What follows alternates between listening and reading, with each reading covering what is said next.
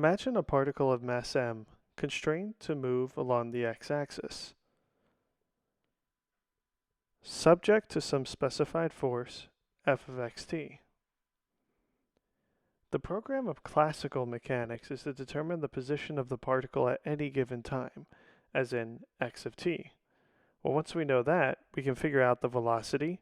For example, we can say that v equals dx dt. Or we can find the momentum. We can say p equals mv. Or the kinetic energy, where we can say t equals 1/2 mv squared. Or any other dynamical variable of interest. But how do we go about determining x of t? Well, we can apply Newton's second law, which is F equals ma. Now, for conservative systems, the only kind we shall consider, and fortunately the only kind that occur at the microscopic level, the force can be expressed as the derivative of a potential energy function. So F equals negative dv dx. And Newton's second law therefore reads m times the second derivative of x with respect to t, which is equal to the negative derivative of the potential function with respect to x.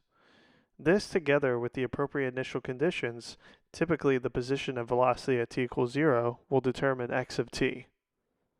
Now, quantum mechanics approaches this same problem quite differently. In this case, what we're looking for is the particle's wave function, psi of xt, and we get it by solving the Schrodinger equation, as shown. Now, in this equation, I will be the square root of -1, and h is Planck's constant, or rather his original constant, which would just be h divided by 2 pi, as shown. And this is an approximate value of 1.05 times 10 to the negative 34th joule seconds. The Schrodinger equation plays a role logically analogous to Newton's second law.